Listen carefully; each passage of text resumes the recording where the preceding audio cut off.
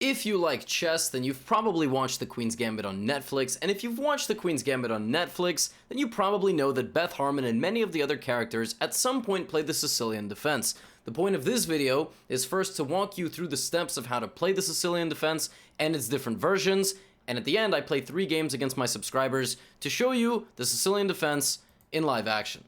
So the Sicilian Defense is an opening with the black pieces. After white's main move e4, pawn to e4, the king's pawn, you play the move c5. And the point of this, or queen bishop 5, as said in the show, the point is to control the center with the flank pawn so that if this pawn ever comes here, you take, and you have 2 central pawns remaining versus 1. And that's considered a slightly better imbalance for the black pieces. There's a few, like I said, versions of the Sicilian Defense. The way I want you to think about this for now is whether or not white plays out the knight and the pawn to d4. That's going to be the big thing here. Does white actually ever play this move? That leads to a more open Sicilian and an open game. Or does white kind of keep it closed for now and play it a little bit differently? So we're going to have the open Sicilian, the closed Sicilian, and then kind of everything else. Now, the open Sicilian is after knight f3. And the way Beth Harmon plays this, and some of the other characters, they play pawn to d6, which is a very, very natural, good move.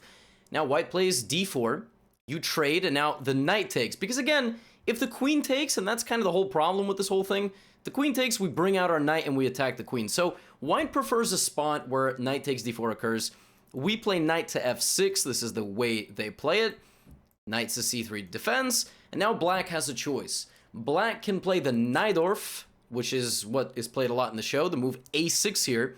Point is that this covers the b5 square from this, and this. You can play pawn to b5 in the future, taking space, defend it like this.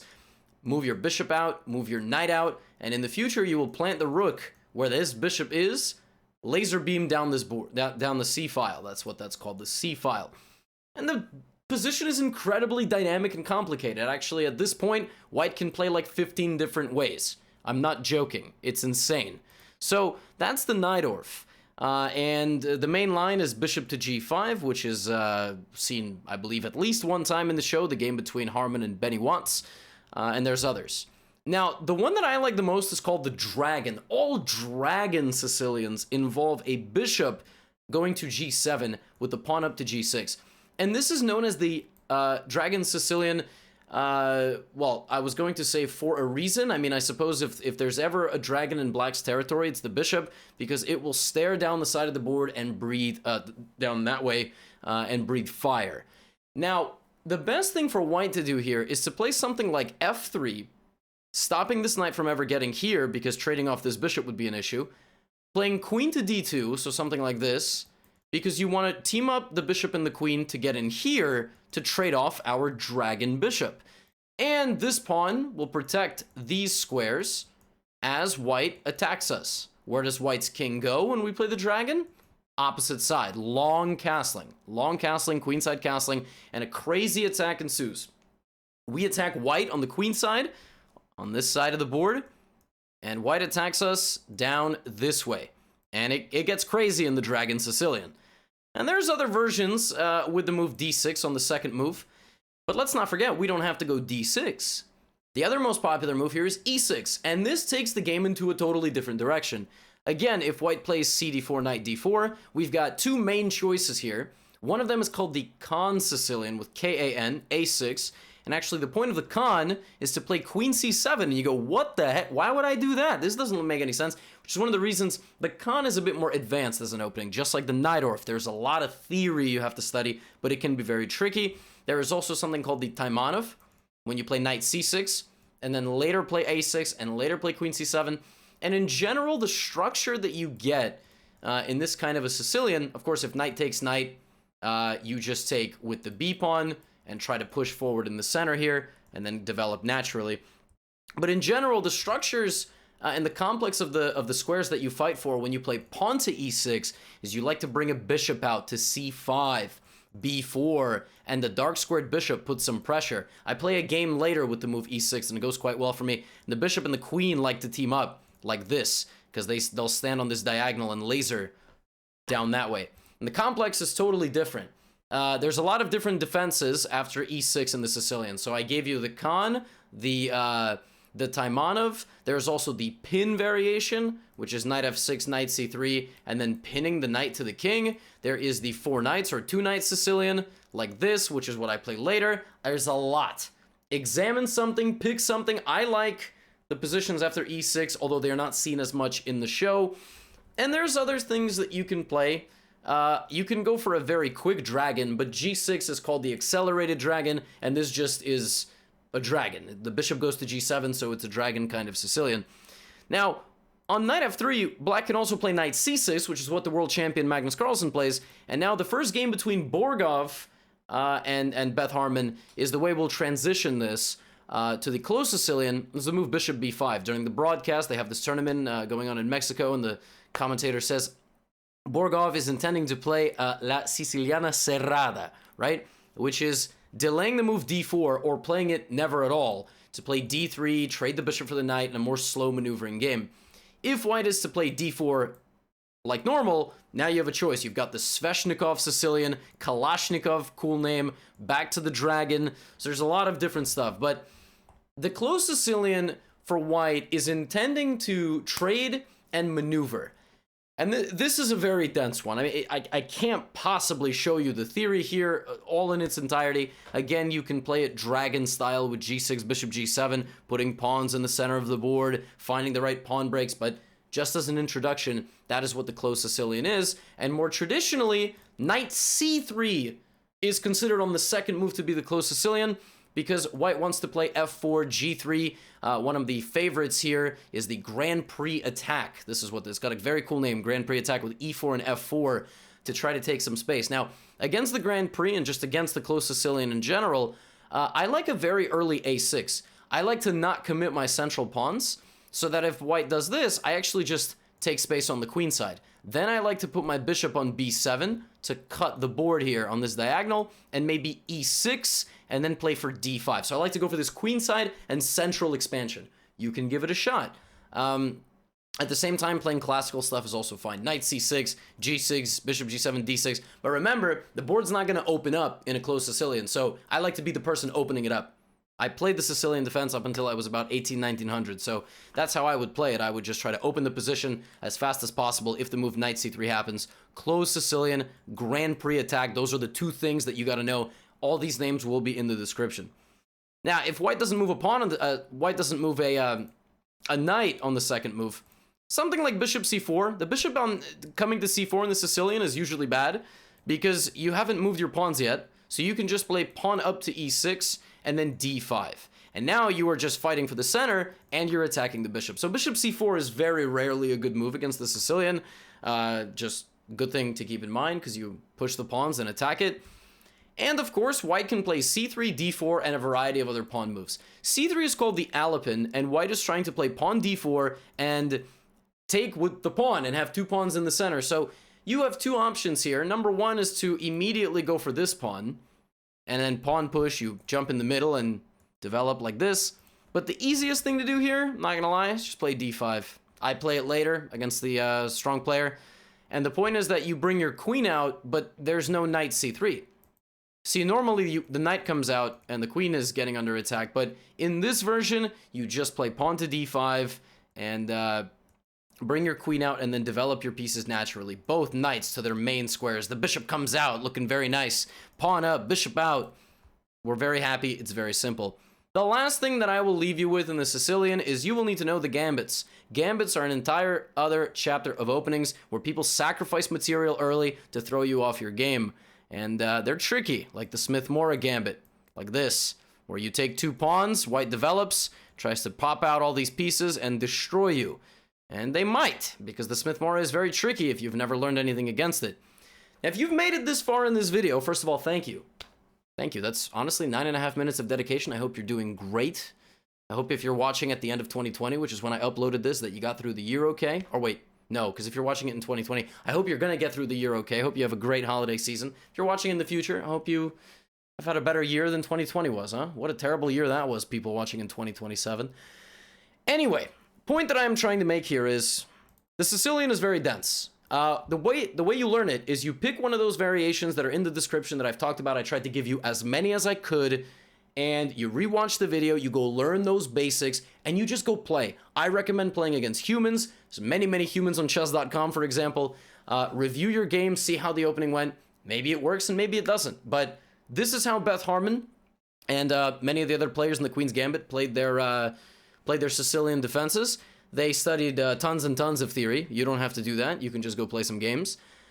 And in the next part of this video, I'm going to play against some of my subscribers, talk you through those games, and I just want to say that there is no clock involved. So we were just playing slow game. Hope you enjoy, hope you learn. Much love, and if there's any videos that I haven't made yet on openings that you like, please let me know in the comments below. Okay, I'm ready to play against first subscriber here. This person is rated 980 in blitz chess, but in rapid is 1277, so e4, c5, and actually before the game he told me that he plays the open Sicilian, which we've talked about. Now, of course, I have a big choice. I can go knight c6, but let's go for... No, let's do it. Let's play knight c6, and we will take... And then we're going to go for the dragon Sicilian with g6. So clearly this is an experienced player. Now we're going to go bishop to g7. We're attacking this knight. Of course, bishop e3 here, as I've shown in the theory portion of this video. The critical line in the dragon is for white to castle queenside and start some sort of attack on our king side. We will see if that happens. My opponent is thinking already, like I said, he did promise that he knows what he's doing. So I'm a bit perplexed here by the early thinking, but perhaps he's just gathering himself. He is not used to potentially being on such a big stage. Now here there's a few things you can do on bishop to e3. Knight f6 right away is completely okay. Just developing the knight to the center. There's also some various tricky lines with the queen coming out to a5. That also is possible, just pinning here. I will go knight to f6. There should be absolutely no problems associated with this move. Game goes on. If, for example, knight takes c6 here, which is a possibility, we actually can play d takes. And if queen takes queen, then we have king takes queen. And that pawn coming to e5 is not the scariest thing in the world, because we have knight coming out to g4. Okay, so bishop c4. Of course, castling here, very natural move. There are some positions you can also actually throw in the move knight g4, and the queen can take, but the queen actually guards the knight in the center here. So you can play like knight g4, and then if queen takes, knight takes, and you have some tricks. I don't want to go for tricks. I kind of want to get you all comfortable and settled playing these systems that you can understand and figure out how to play afterward, but there are some tricks where this is a possibility. There's also other tricks where you can play knight takes pawn, and then after knight takes knight, you have a central pawn fork. So you fork like this. Now, on queen d2, my opponent has already made a slight inaccuracy, and it's allowing the move knight to g4. Now that the queen has moved up, see, that's why you have to play f3. I did talk about this in the introduction, why the move f3 is so important to shield the knight from coming to the g4 square. Otherwise, you can run into trouble, and this can be bad. Now, if the bishop moves out, it cannot go to h6, right? So this is a good move. Now, my opponent plays knight takes c6. Of course, I would like to take the bishop, but then I would lose my queen, and then it would not make for a very good YouTube video. I can play bc6. I'm actually going to take with the d-pawn to open up the queen. And then if I take with the rook, I'm very happy because I have control of the file. Of course, you can also play b takes, and then the game is a little bit longer. In general, I think that if you're going to be playing the dragon at a lower level, the games will have a feel like this, where it's not so clear. Both sides are kind of tentative. I'm actually not going to trade the queens now. I'm going to put the queen on b6, laser beaming here, and now we see the power of this kind of dragon bishop here on g7. Very powerful. f2 is hit. A very natural looking move here by my opponent is just to castle this way, and the f2 pawn is hanging, because I also stare all the way down to that side. The only drawback is this bishop, but that's life. Can't have everything. And I can go here, but this trade is nice for me only from the perspective that I open my rook. In reality, I double my pawns. I can still go for it because of how powerful my rook becomes, but potentially not recommended.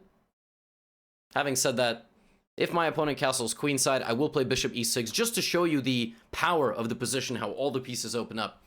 My opponent also could very well blunder here, make a horrible mistake like playing the move b3, which I believe just loses to various tactics on this diagonal. There is also bishop back to b3, which intercepts my queen and blocks its path. That probably very well is the best move, bishop back to b3. And then just delaying everything and not letting me take here yet. Of course, my next idea is also rook d8. By moving my queen away from the d8 square, I'm ready to play rook d8, defended by my queen over on b6 and hitting the queen in the center. So there's a lot of problems already to solve. My opponent chooses to just castle, giving me the b2 pawn. I can take it, and I can also throw in this first. If I take this pawn, the knight is also under attack. That doesn't seem very good for my opponent, giving away b2. Under normal under normal circumstances, this is okay, because the queen can get trapped. So my opponent is using a concept called danger levels to disregard the attack on the knight and attack my knight. In reality, bishop takes c3 here is just winning for me, because I'm winning a knight, but I'm also attacking the queen, and now my knight can move. At the same time, I actually probably could have also played queen c3, because then I hit the bishop, and if there's a trade of queens, at the end I'm attacking the rook. So very quickly, I got so excited about this game, I almost knocked the glasses off my face. At the end of the day, like, that bishop on g7 in this position just killed it. I mean, we played queen b6, we attacked the weak pawn, and the opponent, immediately succumbed to the pressure. So, dragon is a very powerful thing. Very powerful. These tactics, they're constantly brewing in the position. He very well could play a move like queen d3 or queen e2. Gotta move the queen here. And preferably not all the way back to d1, just a little bit too passive. I would consider queen e2 to maintain this, and just keep the distant idea of potentially trapping my queen over there in the corner. Having said that, if I just move the queen out, the rook is now under attack, but the rook would slide over and attack my queen. So we're kind of always having a conversation.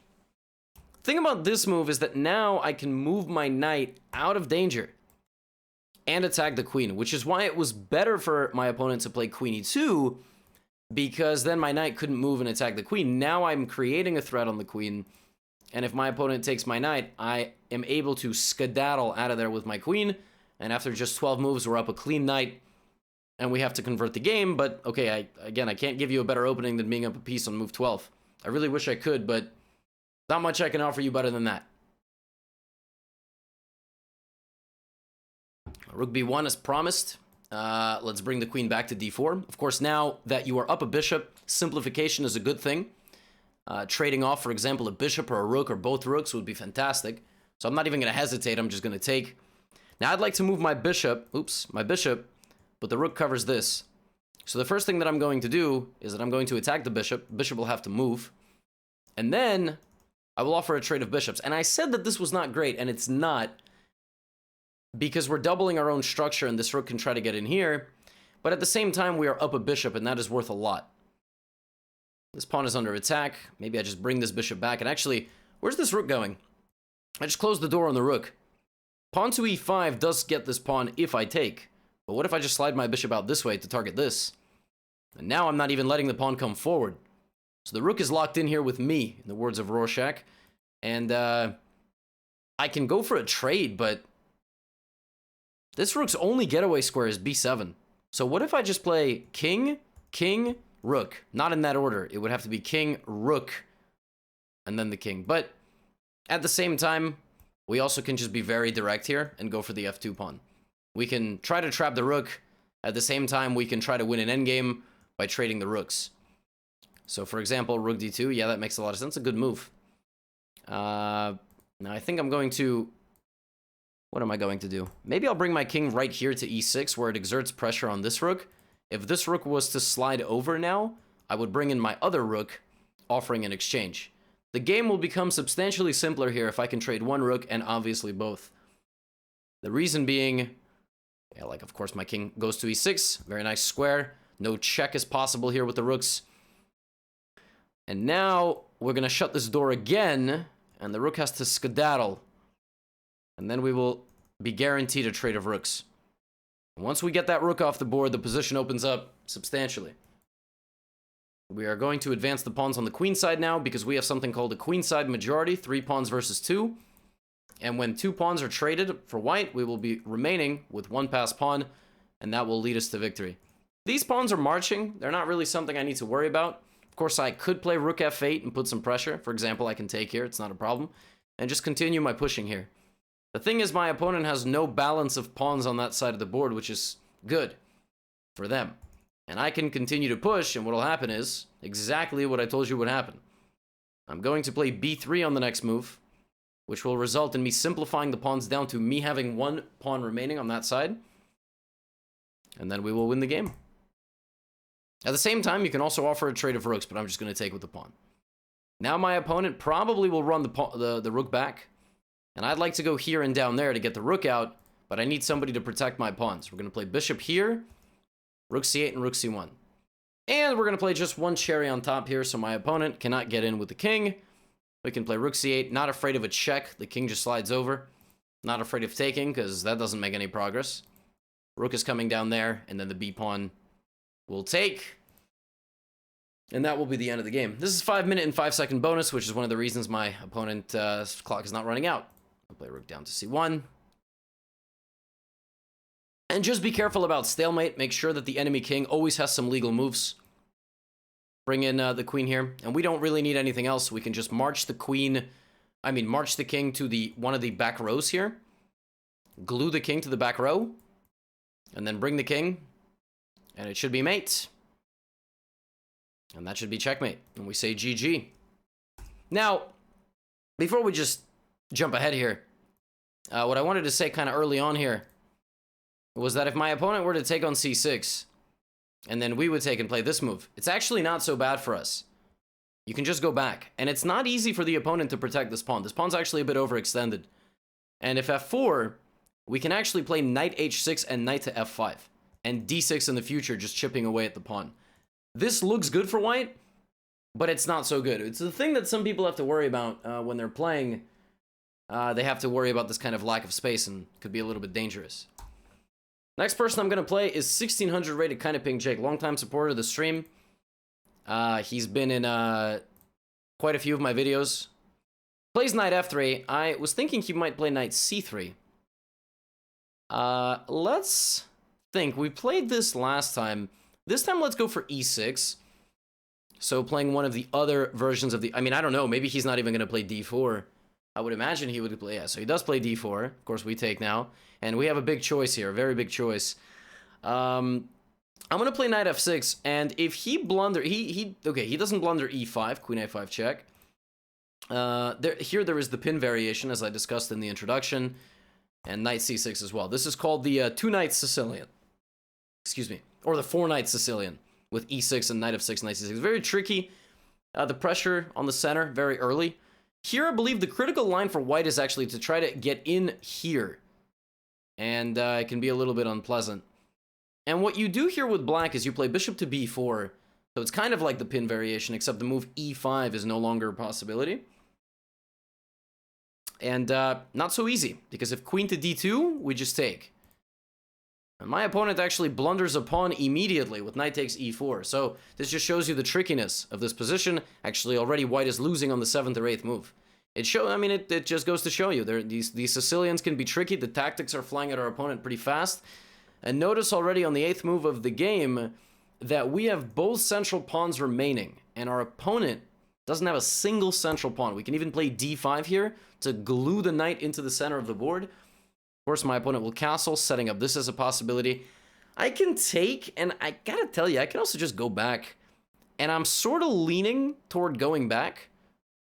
Just because, why would I take and have to move the bishop again? So my opponent's down a pawn, but the game is still going on.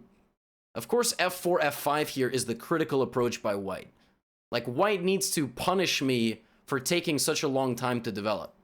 He trades the knight on c6, which is something you will get, and will kind of learn how to play with this crown of pawns. You're going to have to bring the bishop back, castle, and then slowly advance them in the center. This move attacks the horse, but I don't think there's anything scary to come out of it, so I'm going to castle. And now c5 is a big question. Do I play the move c5? Or do I bring the bishop back? Of course, the move rook e1, my opponent wants to play bishop f3. I think I will now begin active operations with c5. The big decision here, okay, taking. But this is very dangerous now for my opponent. They've traded off a bishop now as well, so it's difficult to find compensation. It probably would have been better to play the move bishop to e5, just keeping the bishop on the board. a3 is an interesting move, because it gives me a tough choice. Do I take the knight and damage the structure? If the queen were to take, I would take the queen. Or do I go back to a5? And I gotta tell you, I'm leaning this way. Why would I just trade? I don't want to trade. I want the queen to come try to get me, and I'm just going to keep on playing cat and mouse. Or if the queen comes to get me, then I take. And the difference is I would be winning another pawn.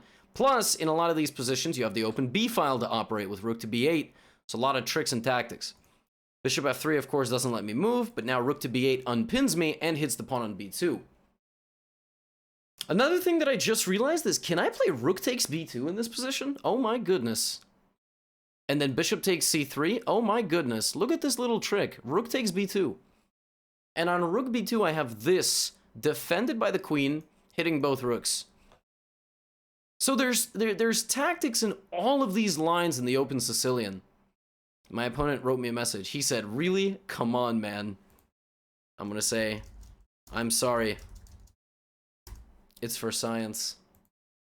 Rook take, I mean, listen, I gotta teach you all about the tactical tricks in these Sicilians, right? So that's why you stuck around this long in the video. What are we at, like 25, 30 minutes now?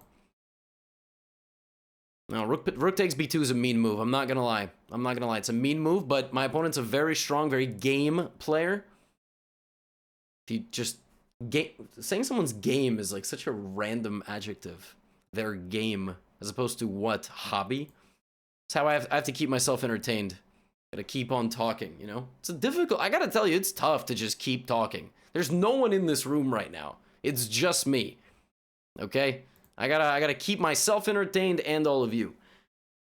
What do we do here? I mean, I suppose we can push the pawn. That looks like a good move. Seems like there's nothing inherently wrong with just attacking the queen. The queen, of course, will slide over and target my only weakness over here. I can push this one too, but you have to be careful. You have to balance your pushing with maintaining good development because, okay, well, that's not good. We don't want a queen trade here if you're my opponent. But, my opponent should have played queen e4, maybe.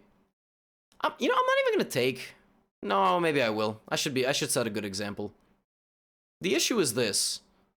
So can I create the world's greatest pawn chain? Can I play c3 and e5? I'm gonna do it just for you watching at home. Objectively speaking, it's probably wrong, but it looks really cool. Oh my gosh, he had to go here. Absolutely had to play like this. Although now e5, bishop d5 is mildly inconvenient, I have to say. So what we'll do is I think we'll play rook d8 and just try to push my pawn. Again, just like last game, using a pawn majority to create a passed pawn situation. And now, maybe in this case, actually, I trade the rook. Of course, bishop and 6 versus bishop and 4 pawns is winning for the person with the 6, generally, unless they're 6 pawns in a row on one file, which sounds insane. Rook takes a3 now, and if rook takes c4, we have back rank checkmate, which is insanely important. Having said that, if that wasn't a possibility, we're still doing good because of our outside passed pawn. My opponent said I almost hung back rank. I said, you can do it. I won't tell YouTube. So now I'll push the pawn, and the rook is guarding the pawn. Except my opponent knows that I'm probably narrating this entire game to all of you, so... for science, baby, for science.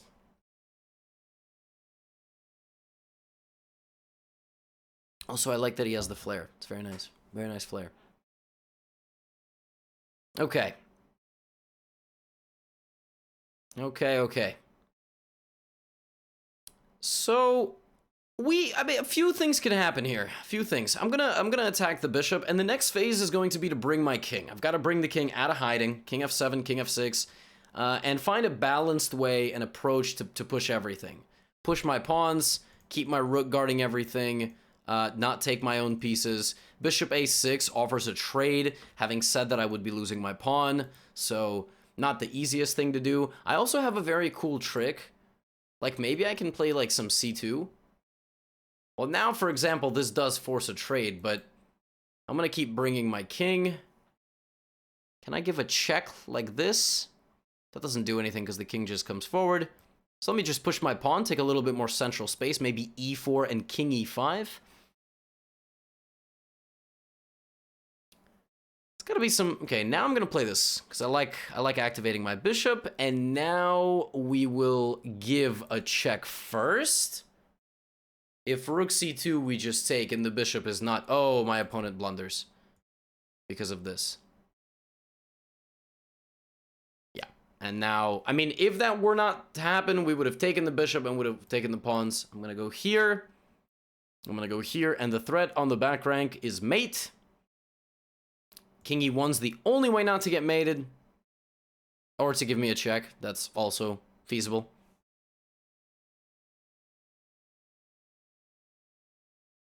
And this is mate on the back rank. I'm going to say GG. I'm going to say GG. That was an interesting one, but right here was kind of like the last moment. He traded off a few pieces, and probably he should have played bishop back to e5. That would have been the one way to keep the position going. But still, the opening was a decent success. And for our last game, we are going to play somebody who is not in live chat. Okay. I had to edit that part out because my opponent didn't actually show up to play in time. Hope that's okay with you. My opponent plays c3, the Alapin. There's a few ways to go about this. d5 is one to get an isolated pawn structure. Let's go for this one, teach y'all how to play this. My opponent probably did a little bit of preparation. Or maybe not. Generally, you gotta prepare one of these systems. Let's go knight f6. Easy development. Bishop e2 is completely normal move. Kind of resembles a Scandinavian. Knight c6 and bishop to g4 is good for me. Not like good, like winning, but it's a way to play the position. You know, e6 is strong. Taking on d4 is good. A lot of normal looking stuff here. Let's play e6.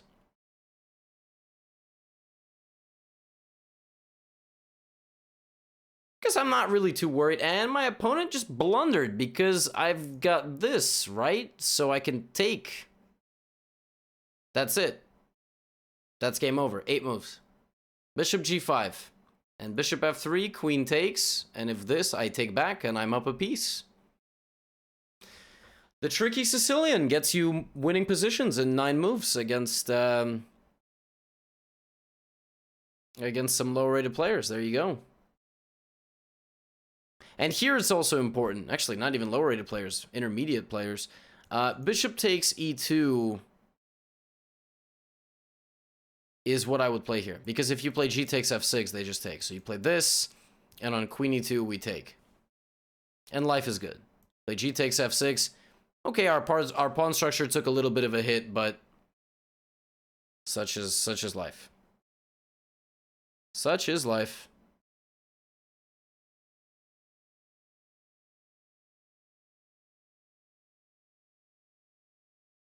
Rook to d1.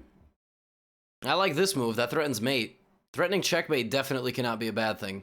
Using these open files. And my opponent blunders checkmate. Oh my goodness.